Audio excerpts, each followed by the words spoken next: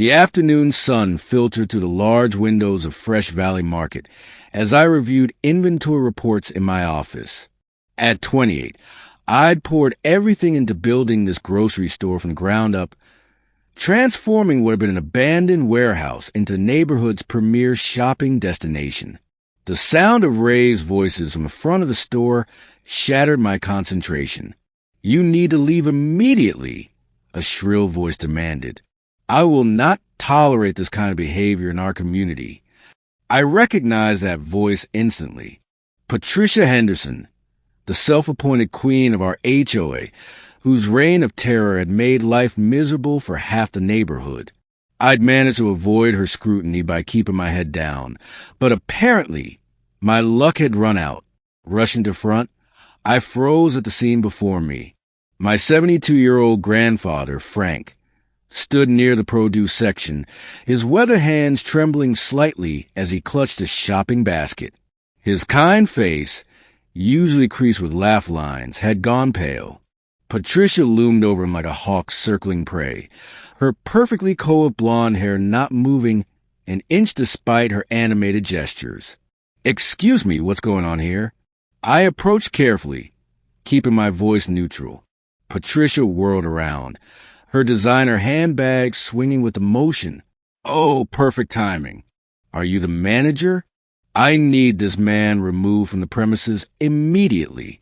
He's been harassing customers and causing a disturbance." "Harassing?" Grandpa Frank's voice cracked. "I was just helping that young mother reach the cereal on the top shelf. She was struggling with her baby, and I thought..." "You thought you could put your hands all over our products, contaminating them with who knows what." Patricia's voice rose another octave. "And then you had the audacity to speak to her without permission. In today's world, that's completely inappropriate." I watched my grandfather's shoulders sag, and something fierce ignited in my chest. But years of running a business had taught me patience. I needed to understand the full picture before I revealed my hand. "Sir, can you tell me your version of events?" I asked Grandpa gently, pretending I didn't know him. He looked at me with confused eyes, probably wondering why I was playing this game, but he'd always been quick. "I saw a young lady struggling. She had a baby in one arm and was trying to reach a cereal box with the other. I asked if she needed help. She said yes, so I grabbed it for her. That's all. That's all." Patricia scoffed. "I saw the whole thing. You were hovering around her like some kind of predator. And look at you. Your clothes are old and worn. You probably came in here to steal something. I know your type. You people from the old neighborhood think you can just wander into our area and..." "Excuse me?" My voice came out sharp as glass. "What exactly do you mean by you people?" Patricia had the grace to look slightly flustered, but only slightly. "I mean people who don't respect community standards. This is a high-end establishment in an HOA-regulated area. We have certain expectations about the clientele." Marcus, my assistant manager, appeared at my elbow. He was a towering man with kind eyes who'd been with me since opening day. He'd clearly heard enough. "Ma'am, I was stocking shelves right near where this happened. Mr. Frank here was nothing but polite and helpful. The mother even thanked him. You're the only one causing disturbance." Patricia's face flushed crimson. "How dare you? Do you know who I am? I'm the president of the Riverside Estates HOA.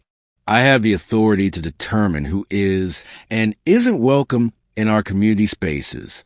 And I'm telling you, this man is banned from this store effective immediately." "Actually," I said, my voice deadly calm, "you don't have that authority." "Oh, really?" She pulled out her phone with a flourish. "This shopping center falls within HOA boundaries. I've been looking for a reason to implement stricter controls over the commercial properties in our area. Consider this store under official HOA review. And if you don't remove this man right now, I'll make sure your business license gets." "You'll do what exactly?" I crossed my arms. Please continue. I'm fascinated to hear what power you think you have over my property. Something in my tone must have registered because Patricia paused, her eyes narrowing. Your property? That's right. I pulled my name badge from my pocket and clipped it to my shirt. I'm Alex Chun and I own this market. Have for 3 years now. And that man you're trying to ban? That's my grandfather, Frank Chun, the person who taught me everything about integrity, kindness, and treating people with respect, values you clearly know nothing about. The color drained from Patricia's face, but she recovered quickly. Well, that changes nothing. If anything, it's worse. You're allowing family members to harass customers. This is a clear conflict of interest, and I'll be filing a complaint with... With who? Marcus interjected, pulling out his phone.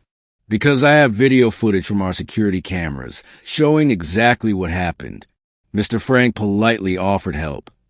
The mother gratefully accepted, and everyone was happy until you barged in screaming about contamination and making thinly veiled classist remarks. I never... You did, I said firmly. You commented on my grandfather's clothes, implied he was here to steal, and made assumptions based on his appearance and what you call the old neighborhood.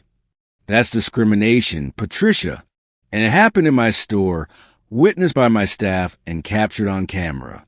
Patricia's perfectly made-up face now looked like a battlefield of emotions, shock, anger, fear, and something that might have been embarrassment, though I doubted she was capable of genuine shame. Grandpa Frank, who'd been silent during this exchange, finally spoke up. Alex, it's okay. I can just shop somewhere else. I don't want to cause trouble for your business. No, Grandpa. I moved to stand beside him, placing a protective hand on his shoulder. You're not causing any trouble. She is. I turned back to Patricia. Here's what's going to happen. You're going to leave my store right now. And if you ever speak to my grandfather or any other customer like that again, I'll be the one filing complaints. Harassment, discrimination, and abuse of HOA authority. I'm sure the other board members would love to hear about how you're using your position to bully elderly community members. You can't ban me. Patricia sputtered. I spend hundreds of dollars here every month. I'll take my business elsewhere. I'll tell everyone in the HOA to boycott this place. That's your choice, I replied calmly. But before you do, you should know that 70% of your HOA members already shop here regularly. I have the data. And I wonder how they'll feel when they learn their HOA president tried to ban a kind elderly man for helping a struggling mother. Should we find out? Marcus held up his phone meaningfully. I can have this video posted to the neighborhood Facebook group in about 30 seconds. Patricia's mouth opened and closed like a fish gasping for air. Around us, other customers had stopped shopping to watch the drama unfold. Several were nodding in approval, and one elderly woman called out, "Good for you, dear. Patricia Henderson is a menace. She tried to fine me $50 because my rose bushes were the wrong shade of pink." Another voice chimed in,